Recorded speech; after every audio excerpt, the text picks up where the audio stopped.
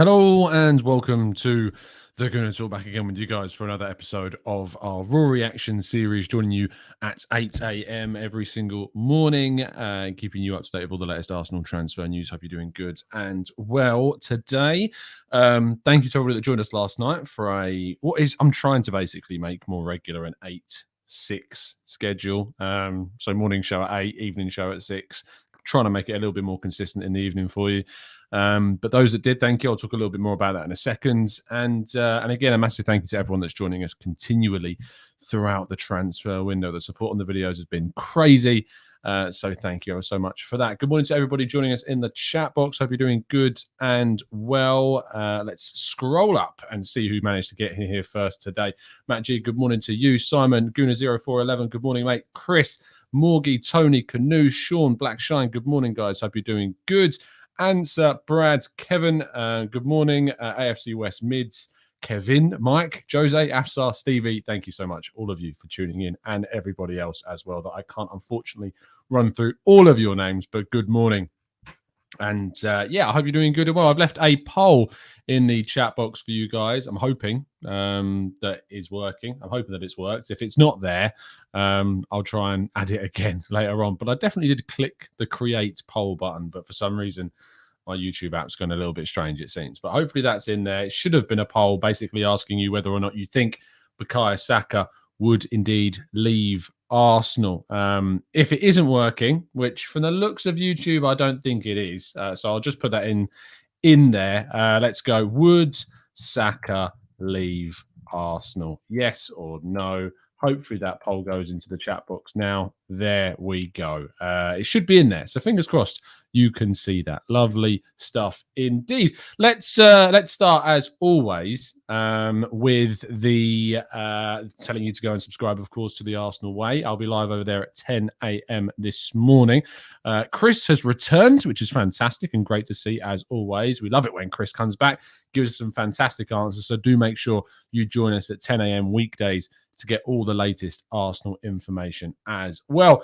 Thank you, Half South African, for the donation. Drop a like for all the hard work, gents. Thank you so much. And ladies, of course, that tune in every single day to our shows. Let's go on and let you know about yesterday evening's show with myself, James, and Guy. We discussed William Saliba. We talked about Gianluca Scamacca. Plenty more as well. We talked about kind of the deadline in which transfers need to be done by. If you've not already gone and checked that out, it is available on audio platforms as well. Make sure you go and give that a listen. The biggest news yesterday that was confirmed by Arsenal was that there will be an earlier kickoff to Arsenal's pre-season fixtures. We are now less than 1 month away from the first pre-season game. Yes, less than 4 weeks until Arsenal are back in action. Fantastic. So happy that finally we can talk about the next Arsenal game. But Arsenal will face Nuremberg in Germany on Friday, the July 8th, 4:30 p.m. Not sure about whether or not it's going to be streamed. The American tour, I believe, will be streamed on the Arsenal website. Don't know how this game is going to be viewable, if at all.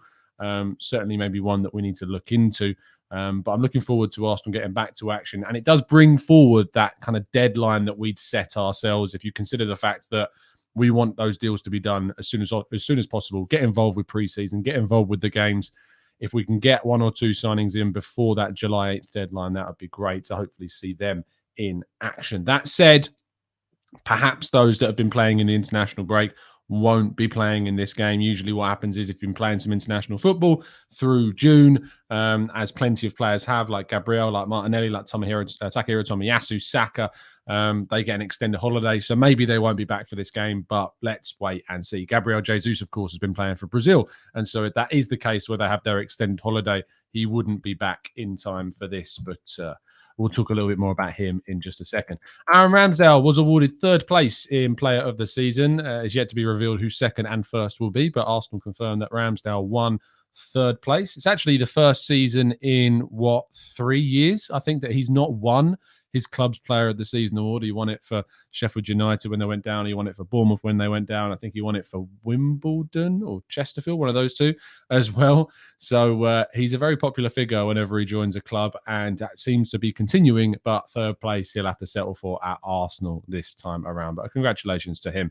William Saliba started in France's 1-1 draw of Croatia. I've watched back a fair few clips of the game. He wasn't at fault for the penalty that Croatia got, and he made a brilliant last-ditch challenge early on in the fixture to keep a shot away from Croatia taking the lead early on. There was a couple of moments where I thought he was caught out, offside traps not being followed stringently, but again, a 20-year-old defender, there's going to be a couple of mistakes. So I still think it was a very good performance from Saliba overall, arguably a bit better than the short cameo he had in the week, of course, against Denmark.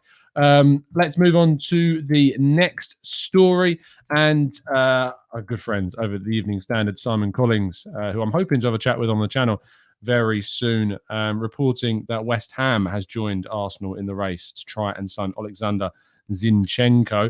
However, Arsenal would have a slight edge as they would be able to offer him a midfield position where perhaps West Ham would be looking more to see him replace the likes of Cresswell, Masuaku in their system. Arsenal's bid will be to try and convince him that this is a place where you can flourish and get more regular football.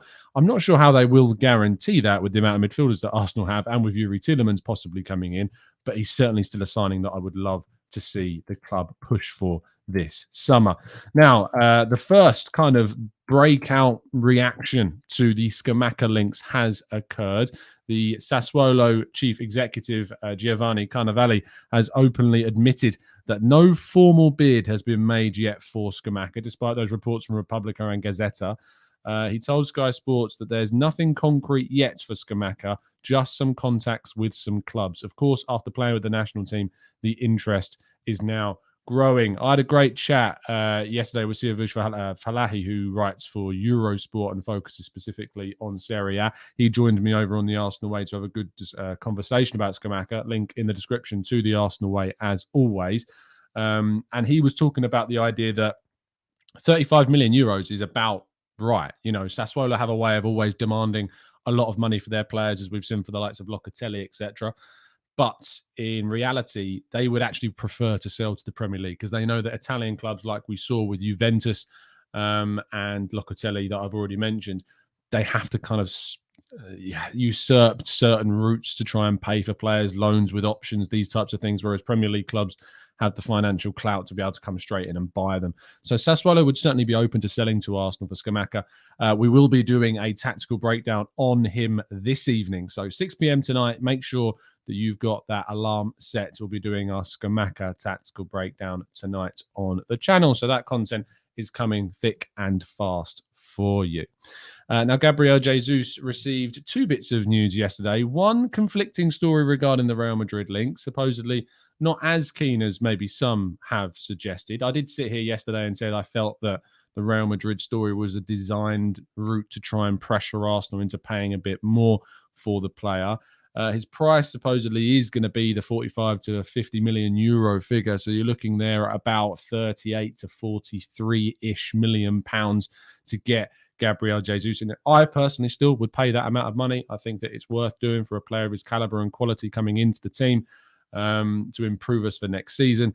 But the other link, of course, was that Tottenham Hotspur have supposedly also entered the race. It was only a matter of time until Tottenham were linked with Jesus. Of course, they've been linked with a number of Arsenal targets in the past, and with Champions League football, the contacts made between Spurs and City to try and test the waters have supposedly happened. I would still be confident that Arsenal would have the edge in this one, having laid the groundwork for so long. You know, things always change in football, and that's why I'm not really willing to go over an 8 out of 10 in terms of likelihood. But yeah, the Real Madrid and Spurs links, I still think are probably there to try and pressure Arsenal to get a deal done more quickly. But it is Tuesday, which means it is the day that Gabriel Jesus said that he would be looking to discuss and determine his future. So we can hopefully expect to see a step up in the number of stories and links and, the heaviness of these links with Jesus and Arsenal in the future. Now, Yves Bissouma of Brighton. It's been a matter of time. It had to come up eventually in one of our shows, but over the last 48 hours, the Brighton midfielder has been putting some interesting things on his Instagram page, mentioning Arsenal, quoting or resharing, I think it is on Instagram in the stories, other people's videos talking about him at Arsenal as a possible Partey replacement. It seems very come get me plea type of thing. In fact, I'm sure you've probably seen some headlines with come get me please in them and Bissouma. As far as I'm aware, that Arsenal aren't looking at him with any kind of real strong interest. They are very heavily on the Tielemans situation. Zinchenko is certainly there as well, but there's been nothing to suggest to me that Arsenal are pushing or interested or trying to do a deal for Bissouma. So I'm not going to sit here and try and get your hopes up about the idea that Bissouma might move to Arsenal, because I am aware of nothing that would suggest to me that he would be arriving at the Emirates this summer. I think that, Arsenal would be doing themselves a benefit if, of course, these alleged allegations are indeed not true, and they are proven to be not true. If they are, then obviously things change massively. But maybe that's the situation that's kind of slowed this down. There's still, as far as I'm aware, no outcome on that. Jose, yes, Villa were interested in him, but of course they went out and signed Boubacar Kamara, who will partner Douglas Luiz. So I don't imagine that Bissouma is a player that they're going to be looking at anymore.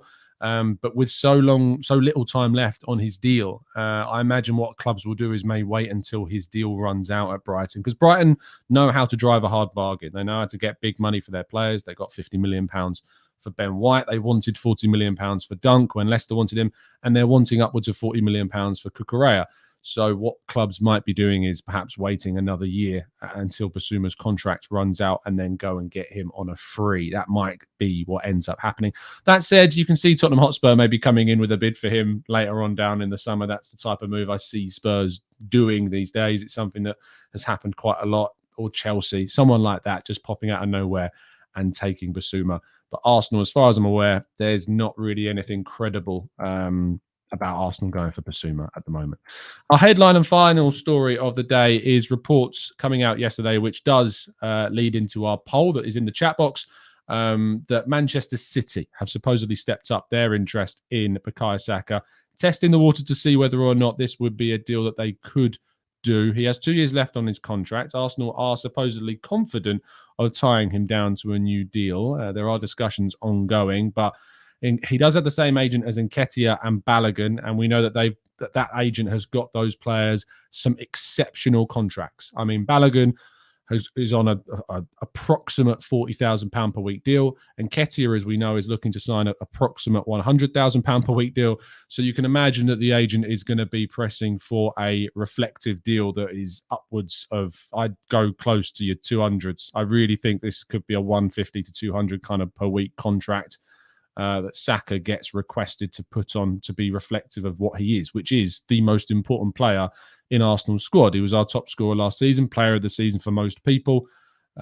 He will be pushing to be on the same kind of wage as the likes of Thomas Partey and certainly what Alexandre Lacazette was on last season. So I am interested in seeing what this does. I don't know how real this story is. That's for sure. I don't know how real the idea that City would go for Saka is this summer. I would put my money on him staying, but I don't know about the contract situation. But Arsenal is said to be confident. That's the understanding of getting him to sign that new contract. Let's wait and see. It's one of their primary kind of things to do this summer.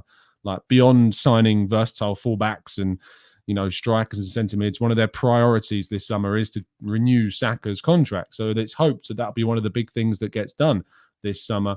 But we'll have to wait and see what does happen. That completes all of today's stories. So if you would like to throw in your questions to the chat box, now is your time to do it. We'll be taking them just after this short break.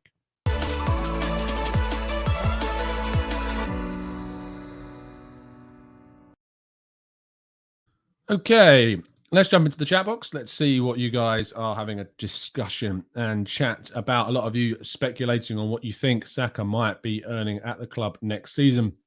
Ollie says it's going to go for about £120,000 per week, and MC simply can't get over that Nketiah could end up earning about 100 grand a week. To be honest, if you'd have said to me at the end of last season that Nketiah would be renewed for that kind of figure, I would have said you're mad, but it looks to be the reality. I've come to terms with it, to be honest. I've tried to make my peace with it and really try and legitimise why Arsenal are doing it. I have my doubts. It will be a risk, but maybe it'll be one that pays off. Let's wait and see what happens. Let's jump to some of your questions there in the chat box. Alberto says, do you think Arsenal get their transfer business done early? I really hope so, but it's really difficult for me to sit here and say I think that they will, because we've failed to do so many times in the past. And we were having our conversation yesterday with James and Guy. James is very quick to point out the fact that, Arsenal have really struggled to get their business done early. If you think back, the last time we really got our business done early was Giroud, Podolski, Cazorla. You remember that summer? What was that? 2012, I think that was. We got that summer done quite quick. The following summer, it took until deadline day to get Mesut Ozil through the door, and then we'd only brought in. Who else did we bring in that summer? I can't think of who else we brought in that summer, to be honest. But I don't think it was. I don't think it was anyone big on top of that. The other summer, I remember we got Bellerin in. Sorry, we got Willian in 2020, really early on. But the rest of the business, we had to wait for. So it's very difficult to guarantee us or to say, oh, yeah, I'm confident we'll get our business done early.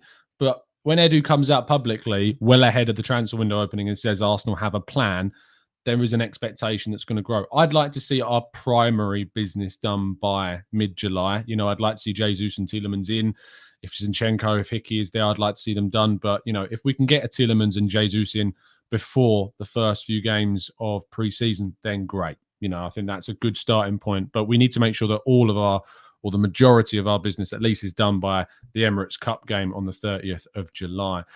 Joshua says, hi, Tom. What is your favourite season's Arsenal kit? Good question. It could arguably be this black away kit for this season. Everyone knows that it's my colour.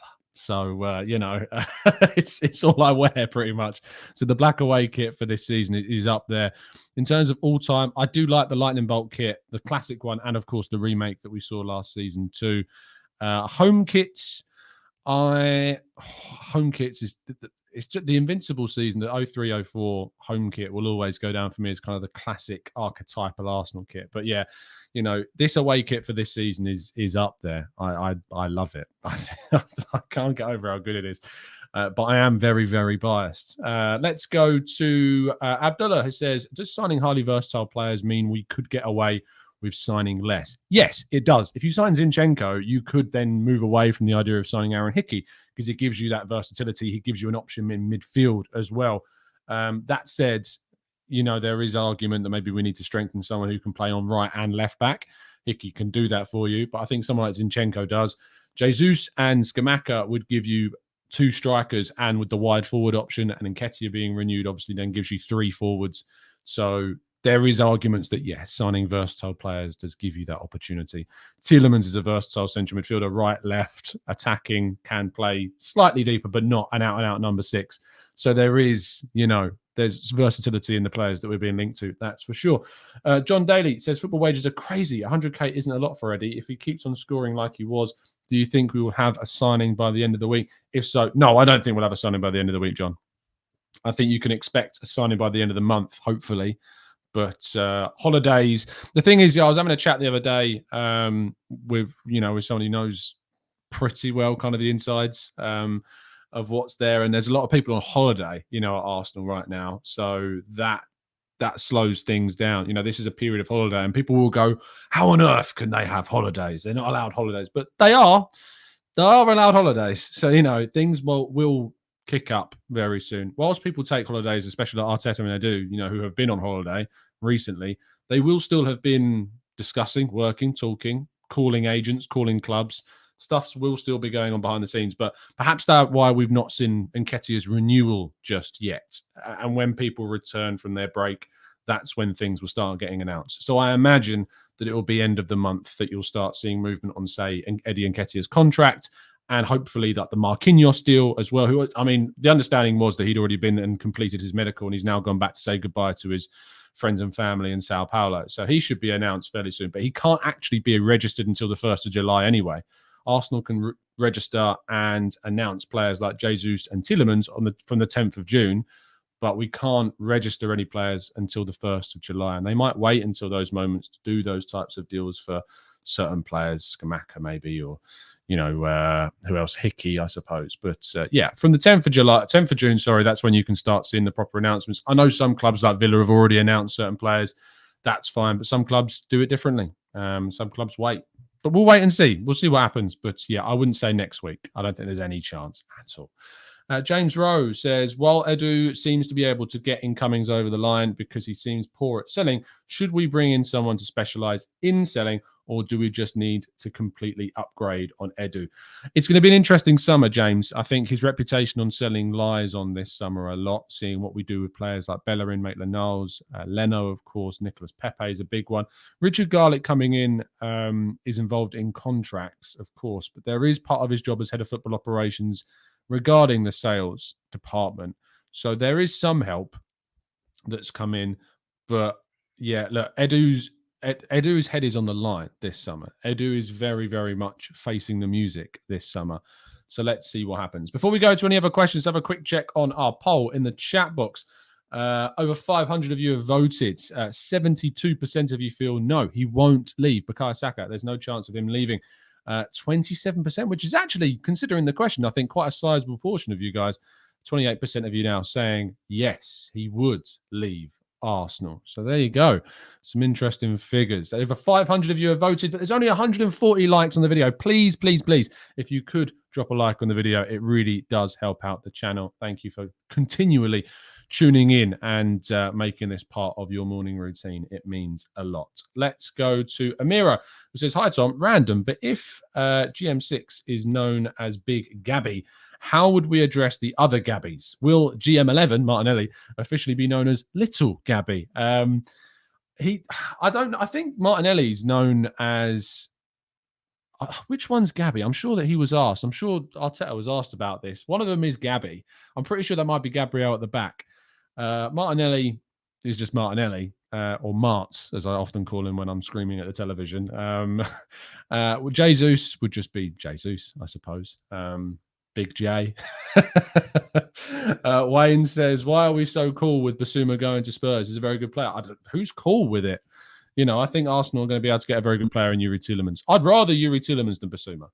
I'm going to put that out there. I know that might upset a few people, but I'd rather see us go for Tielemans than Bissouma.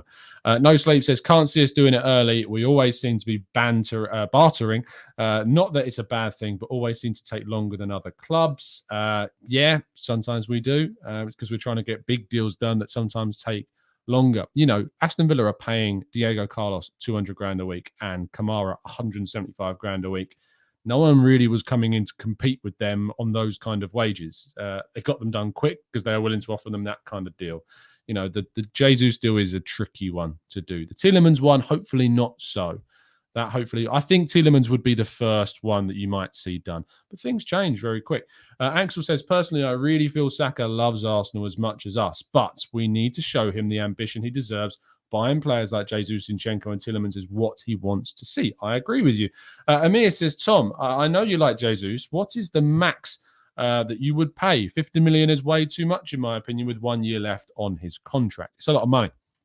I'm not going to pretend like 50 million quid for a player with 1 year left on his deal is not a lot of money. It definitely is. I always kind of use the phrase, it's not my money, and it isn't. And, you know, players only get scrutinised about their price when the performances don't match up to what they've cost. And with Jesus, you know, I think you can put in £50 million performances. So I'm not too worried about that. When someone like Ben White is bought for 50 million, which is an investment with the idea that he would be able to eventually put in performances at that kind of value, that makes things trickier at the start of a player's career. Pepe, the same, but Pepe has never been able to come anywhere close to being worth that 72 million. So if he comes in for 50 million quid, you know, and performs amazingly, we won't even talk about the price. It will just be looked at as something, that it cost that much to get him, and he's great, and we love him for it. We can discuss prices when ultimately these deals happen, and we get information on that. And of course, they perform either underly, not a word, they underperform or overperform what we paid for them. Matthew says, Tom, what will be the outcome for Pepe? I think he'll be sold. I think he will move on. I think he's desperate to move. In fact, I effectively know at this point he's desperate to move on. He's changed his agent. He's basically tasked his agent at this stage with trying to get him a move elsewhere. The links to PSG aren't real. Sevilla has been the only real interest that we've seen publicly so far, but I'm sure there'll be inquiries being made and constant communication. There's over 1,000 of you tuning in this morning. Thank you so much for continuing to support the channel. Do drop a like if you haven't done so already. Let's go to Mehdi, who says, I really think Maitland-Niles can do a job for us. Versatile, good technically, works hard for the team, and did very well every time he was called on before leaving to Roma. We should renew his contract. I personally would sell him. I just don't think his mindset's in the right place for Arsenal.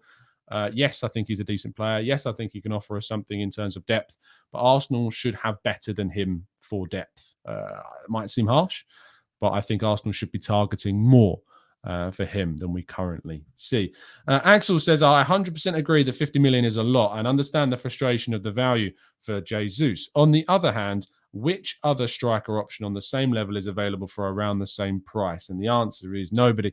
I mean, I think there are players that you could get on the same kind of level for a similar price. I mean, Scamacca, whilst isn't as accomplished as Jesus, as a number 9, he's got that potential to be as good, but you're going to get him for significantly less.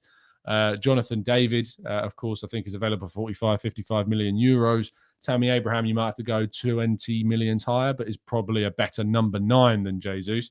So there are other players out there that I think are around that price that could give you something similar. But to get a Manchester City starter, and he is, people talk about the idea that he's surplus to requirements at City, but he's been a starter plenty of games and in rotation through, pet roulette, as we like to call it in fantasy football.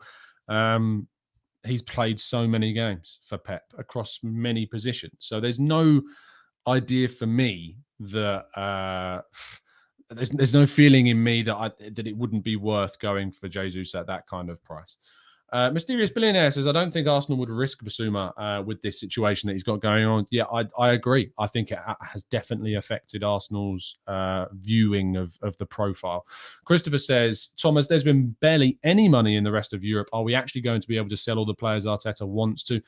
Arguably, no. We're going to have to compromise in some areas. And this is the thing that Edu will find frustrating about the criticism that he gets, is that selling players that not many teams want or not many players that you're able to get big money for is always going to be a big challenge. Players like Bellerin, Leno, you're going to be lucky to get £10 million for these kind of players. Maitland-Niles, Reece Nelson, you're going to be lucky to get 10 million quid for these players. So that when he doesn't get that money, there's always going to be that criticism. But the only clubs that are going to be really going for them at a level that they're going to want to play at is in Europe.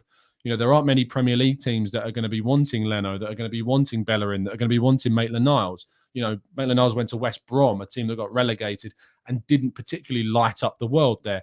So it's difficult to see teams that have money, which is primary in the Premier League or at the top of those elite leagues, and they're not going to go for them, paying the money it takes to get them. There's interest from Italy and Spain for Bellerin, but Italy and Spain, the clubs below you, and the elite teams that we talk about, even the elite teams to some extent, like Milan's, aren't flush with cash. So it's very hard to sell these players.